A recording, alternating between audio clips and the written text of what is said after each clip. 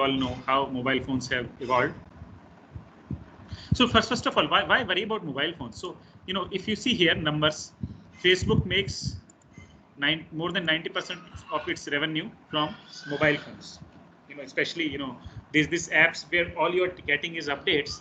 People use it on the go when they have just 1 or 2 minutes. They can't start a laptop meanwhile. So while they're doing something else, or while they're traveling, or while they're waiting for something, they start a mobile phone, see the update. So that's why, and this is the use case.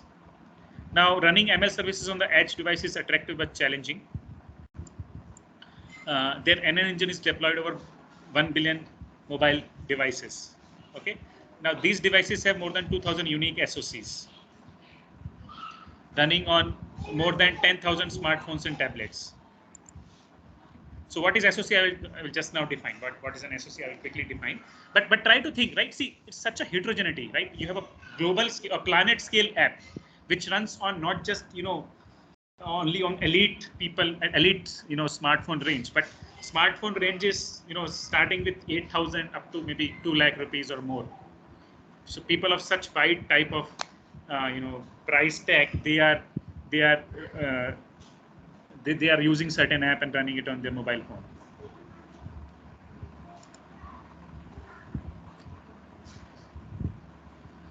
Okay. So now contents of a mobile SoC. So what is SoC? See, we are discussing like CPU, GPU. Now in an SoC, you can have multiple of these systems on a single chip, right? You can have a CPU, GPU, one processor, third processor, 10th processor, different kind of processors. And that's what I'm showing here. It can have a camera for image signal processor, a DSP, a modem, video encoder, decoder. CPU takes only very little area. Rest of the area is for all these accelerators or custom purpose processors. Now, mobile devices, you know, people expect, you know, as fast performance from a mobile phone as they get it on a desktop. Probably that's true for many of the, you know, phones that I see with some of our friends or staff. You know, they're very fast mobile phone. So probably they're doing a lot of office work on the mobile also. Okay, so but the constraint is that the TDP is very low, like just 3 to 5 watts of power. Within that, they have to deliver the performance. Now, anybody remembers TDP of other accelerators that we have discussed till now, like CPU, GPU, TPU version 1, 2, 3, and we have also discussed what we call Cerebras wafer scale engine, which was really out of the box. Anybody remembers what was the TDP of those?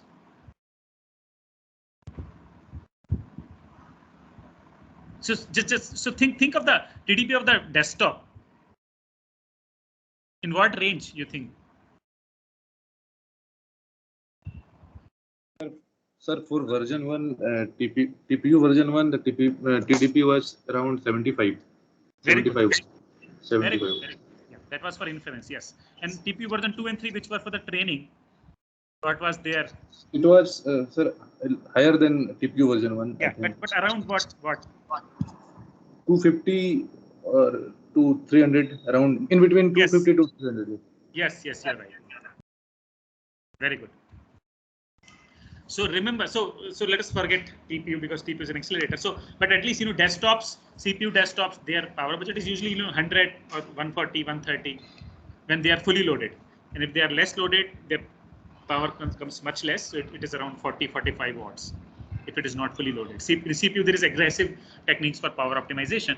So when the CPU is not used, power consumption reduces drastically. Okay, so remember, so that means whatever performance you're getting with a power budget of suppose between 50 to 150, that performance you want to get from mobile phone. See, as a designer, you must have this, you know, back of the envelope calculation always in your mind, because it's not that every time you can open some book. So certain, you know, certain things are just experience. Like sometimes you see like people who add salt to their food, they don't measure it very precisely, just, you know, maybe 10.5 grams. They just add it like this because they have a feel for it, right? Sometimes there are only two people in the house, sometimes there are 20. They can easily scale that number, both the quantity of like either wheat or rice plus all the spices. So that intuition an architect must have. That's why I'm discussing these numbers. Otherwise, you can always fetch it from the data sheet or by Google. But if you have at least the ballpark range in your mind, what fits where? Suppose I discuss now tomorrow. Suppose tomorrow I discuss an accelerator. Suppose Grayskull. So I will ask you whether it fits in the range of this smartphone, or does it fit in the range of CPU or GPU or TPU or the wafer scale engine? In which range does it fit? To which machine does it come? Is it a competitor of? So you should have a range in mind, right? If its power consumption is 10 watts only, just it can't compete with wafer scale engine. It can't compete with TPU version 2 because 10 watt unit can't compete with something which takes 300 watt unit, 300 watt power. Whereas a 300 watt thing can compete with a 3 watt power or 30 watt power. Like I will discuss Jetson. So Jetson's power, so I'll tell you, suppose Jetson, which is the next presentation after this. So Jetson's power budget is just suppose 15 watt, 15 to 30. Now, can it compete with wafer scale engine?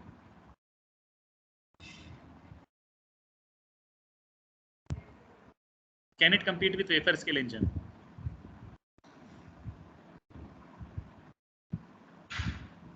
Tell me, anyone?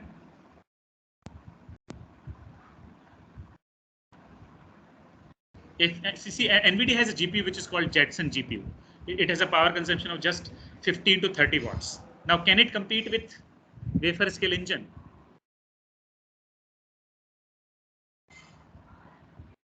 And will that be for inference or will that be for training in a 15 watt power budget? Anyone, please? Yes.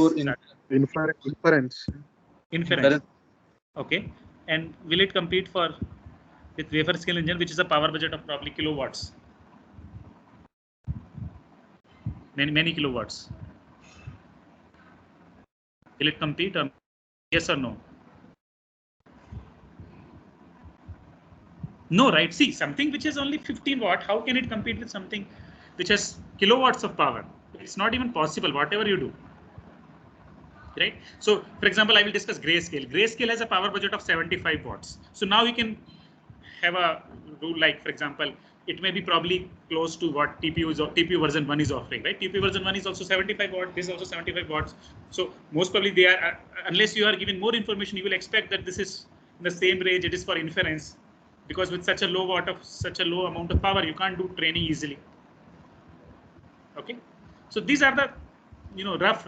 I mean, of course, it's not that you can't do training in 75 watts, but unless you are given more information, this is the probably with this much information only you can infer this much. So this is the connections in a mobile SoC. So here you have CPU, you have GPU, you have DSP, JPEG, engine, ISP, and so on. Here you have memory. So here we have LPDDR memory. Anybody remembers what was LPDDR? Anybody remembers what was LPDDR memory? So what was the memory? Yes, Sagar. Double data rate memory. Yeah, DDR is double data rate. What is LP? Low power. Very good, very good, very good. So we have discussed DDR memory, DDR3 and DDR4. So for TPU version 1, it was, I think, DDR4, if I remember, either DDR3 or DDR4. Now for TPU version 2 and 3, which was the memory? Which was the DRAM memory? Which kind of DRAM memory we were using? Sir, HBM. Very good, HBM. HBM is high bandwidth memory. Fine. Yes, sir. So HBM is 3D stacked memory, which gives you high bandwidth, right? Because for training, you need high bandwidth, definitely. Okay. Now, here again, we are coming to very low power budget, right? Just 3 watts of power. So here there is no question of using HBM. There's no question. And so you have to use LP refers to low power DDR. So because it's such a low power system design, you have to use low power DDR, LPDDR. Okay. Okay. So we'll go on.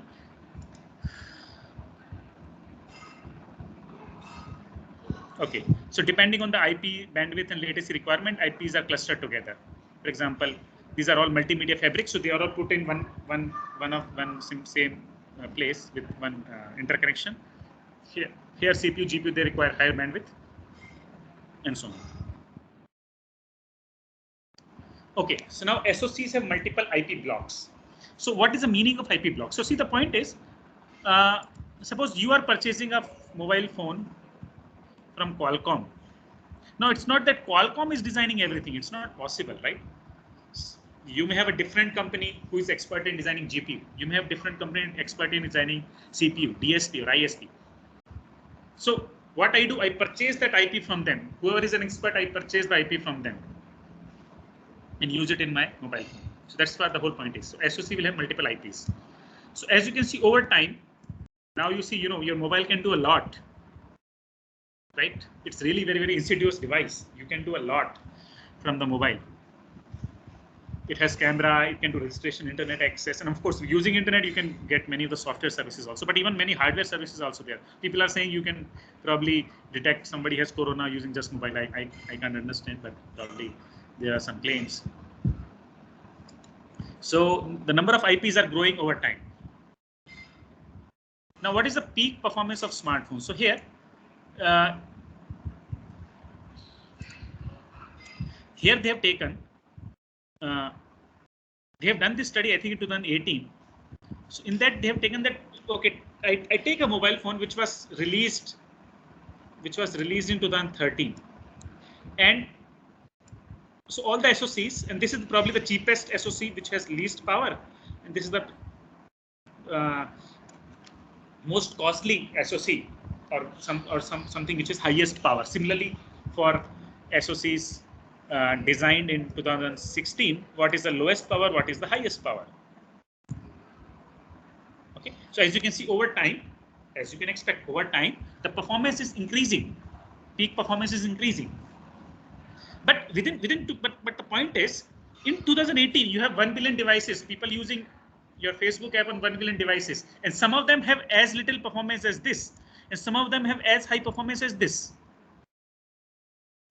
This is probably just around 10 or 12, and this is 120. That means an order of magnitude difference, 10x difference. Right? Peak performance can vary by over an order of magnitude, increasing design challenge of optimization. Okay, now in mobile processors, taking an idea to a product deployment takes much larger than that in the cloud. Because you see, in cloud, the whole point is you have such ample resources. You are not short of resources. But in mobile processors, you're really tightly constrained by the cost and by the power budget. I think Intel was there in mobile processor design industry, but they sold because they found this space is very, very competitive. Even many of the Indian companies have shut down because of the fierce competition. So due to heterogeneity of mobile ecosystem, analysis is more challenging than that in the cloud. Now, cloud inference runs on server class CPUs, which have teraflops of peak performance, whereas mobile SoCs have gigaflops of peak performance. Fine. So now you need to apply optimization techniques such as quantization. I have already discussed quantization. Like here, that means instead of floating point, use fixed point, or even fixed point, you can use integers or 8-bit, 4-bit integers. And pruning, I will discuss sometime very soon, maybe this week or next week. What is pruning? I will discuss. So you need to apply this hardware optimization techniques on mobile phone especially. Okay, now suppose you are the app designer. Now my first simplest thing is, okay, there is one phone. Suppose some company has a monopoly. So there is one phone. If I optimize my app for suppose Huawei's mobile phone, I have covered 99% of the device. So let us see whether this is the case or not. Right? So for example, at least when you are designing CPUs, you could probably expect that you have only Intel CPUs. If you can design for Intel CPUs, you are done. But of course, that is also not the case. But I'm giving an example. So here, what they have tried to see is there any standard mobile SoC to optimize for? And the answer is no. How?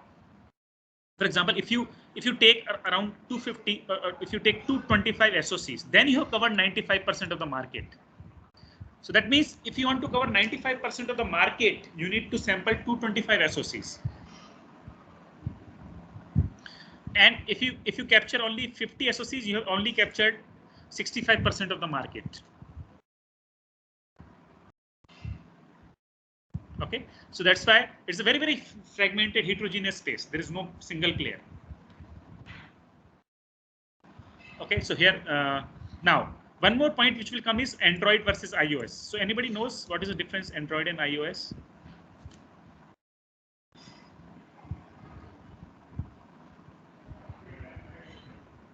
Anybody knows the difference between Android and iOS? Probably you people use, we all use, but probably we know Android, but we don't know iOS. I also don't know much. So actually Android is like open source, whereas iOS is only from Apple. Okay, so here we will see that point coming in very strongly. So Android is open source, so anybody can use that, whereas iOS is very, very closed source. It is only Apple. So Android, Facebook app runs on more than 2,000 SoCs, whereas on iOS it runs only on dozen SoCs. So actually, if you read about it, you will find out that Apple has this tradition of designing very few models, whereas Samsung has this tradition of designing so many different types of models. I don't know much about other companies, but I've read a paper where they say that. So the whole point is Apple designs only few SoCs, whereas Samsung and other companies, they will design different type, many types of SoC, one for each customer range. So now the year when smartphone CPU cores were designed or released. So here you can see that only around 25% of that, means only this slightly above 25%, only these 25% of the CPUs were released in 2013 or beyond. Only around 25% of smartphones use CPU cores designed in 2013 or later. Most are still using older. All the 75% are using older CPU cores. Okay, those CPU cores themselves were designed old, right? So now further, if you see how many of them are, what is the type of the processor? So here, actually, as you know, in mobile phone, ARM is a big player, right? ARM is a big player. So most companies, they license the core designs from ARM. So here we have Cortex A53 and Cortex A7, which is very prominent. So more than 48% of mobile processors, they use A53, and more than 15% of mobile processors, they use A7. Now tell me whether A53 is it big or little, and whether A7 is it big or little. If you remember from my presentation just maybe 10 minutes ago. They're little, sir. Both are little. Very good, very good. Remember. So what was the big pair for A53, and what was the A57? big pair for A7? And for A7, A50, what was A15. Very good, very good. So most, and both are, because they're little, they're in order, right? So most of today's edge inference runs on in order mobile processors. Okay. And of course, they're, apart from being in order, they're also superscalar, but they are not out of order. See, in order and superscalar, they're not so much energy difference, but out of order costs really high energy overhead. Okay, and in each and actually here they have cluster. In each cluster there are between 1 to 4 cores, depending on what is the price or how much resource you want to put. So that means most of the inference runs on in order cores. Now in order cores are not optimized for performance; they are optimized for energy efficiency. So now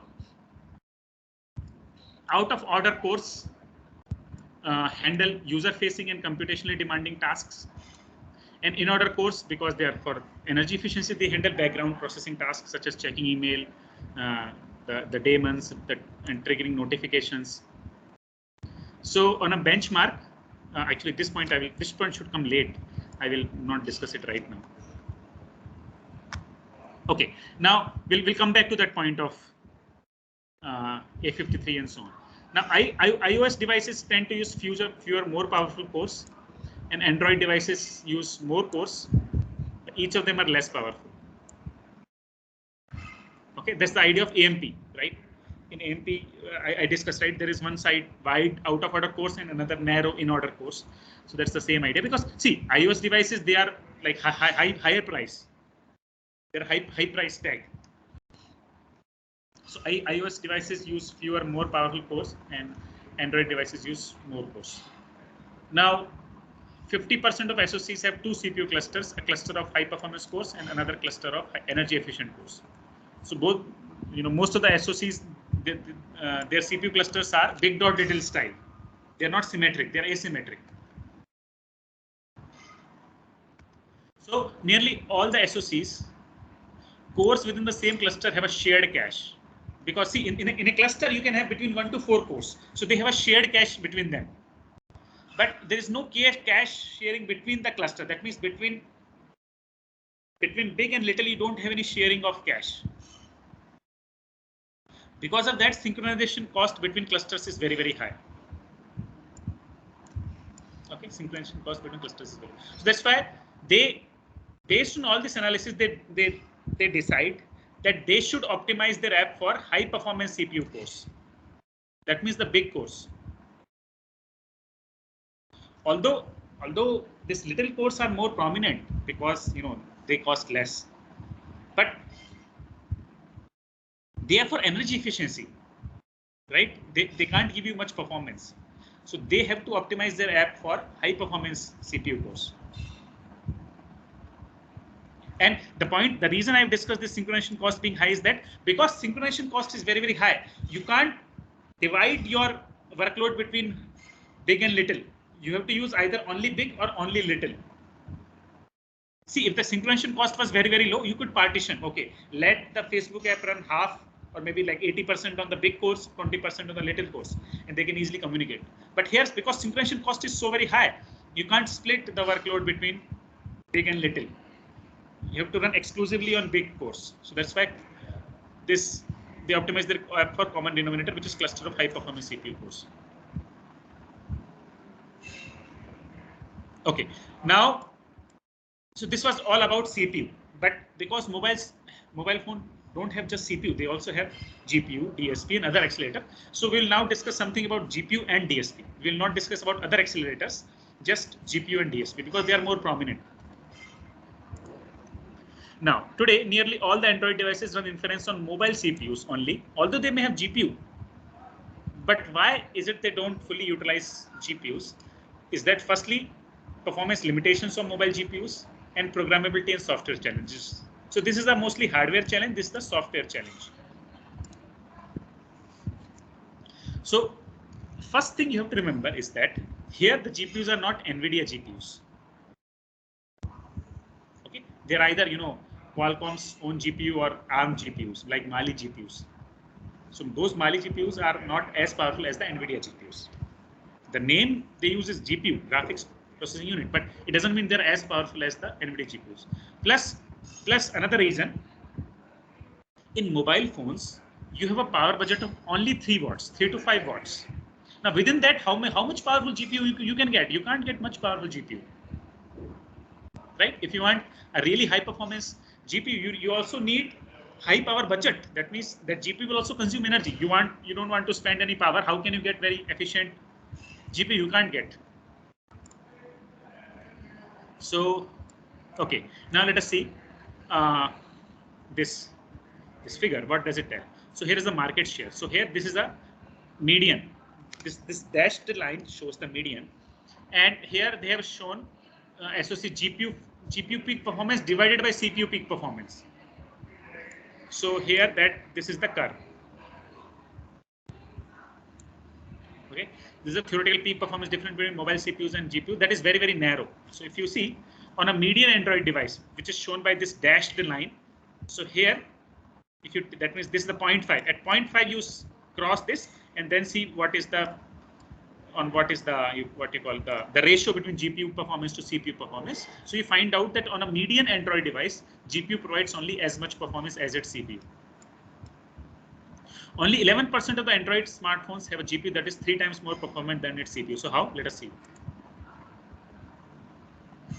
So you take 11%. That means this is almost 10. So you take a straight line from here, which cuts this.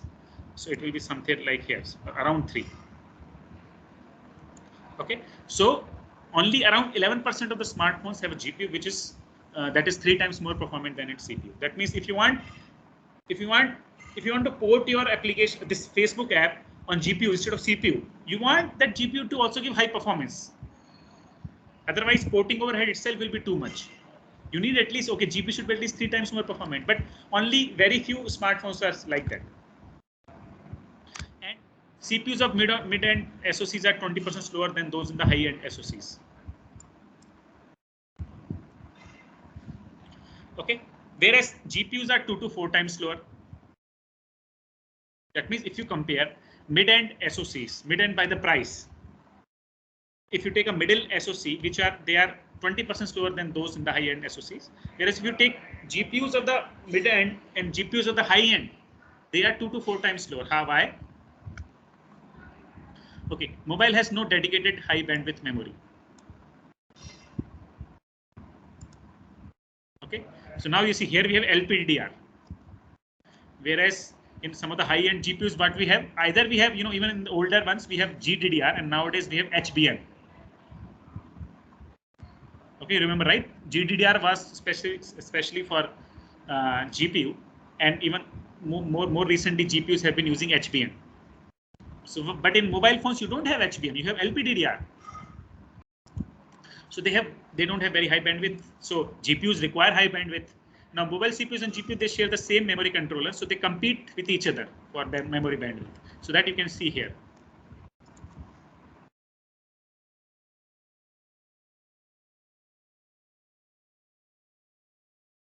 This is the same memory controller for both CPU and GPU.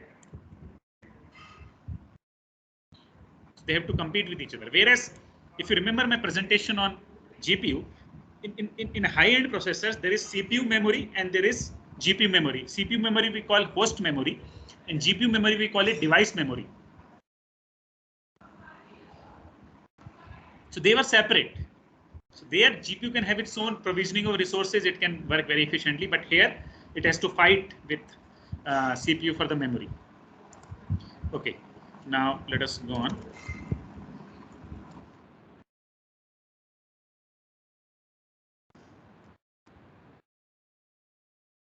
Okay, so this was about GPU. Now can we rely on DSPs? Now DSPs are domain-specific accelerators for fixed point inference. So DSPs do not have support for floating point calculations. So I have a separate presentation on DSPs. If I get time, I will discuss that. Now DSPs have the same challenges as GPUs. DSPs are available only in the Qualcomm-based SoCs. And most DSP do not implement vector instructions yet. Probably, I think recent ones do it. I will discuss that in my presentation separate if I get time. Now, very few SoCs have NPUs and fewer are programmable by third parties. That means I may design an accelerator, but I also need to provide software support for that. No other company can provide that. So example of NPUs are this: Cambricon, OneAIM, Kirin, Neural Engine in the Apple. These are examples of NPU. That means these are accelerators specially for neural, that means for AI or neural networks. Okay. Now this is a programmability challenge, which is the last topic we'll discuss today. Now there are major APIs used to program neural networks, such as OpenCL and OpenGL on mobile GPU, Vulkan on Android, and Metal on iOS. Actually, Vulkan is successor of OpenCL and OpenGL ES. So actually here it should be like OpenCL and OpenGL. They are also on Android, right? Because Android is the OS. So OpenCL and OpenGL ES both are on Android, but they are older versions. And these are Vulkan, which is also on Android, but newer version. Now, Vulkan is a successor of OpenCL and OpenGL ES, but it is found on very few Android devices. Now, programmability is a primary roadblock for using mobile coprocessors. So let us see how. For example, here you see OpenCL support. So many devices have no GPU. Some of them there is loading fails or loading crashes. Some of them support older versions of OpenCL. So only few support the most recent version of OpenCL. Similarly, OpenGL. Over time, you have many more processors supporting OpenGL, but still not everybody supports OpenGL.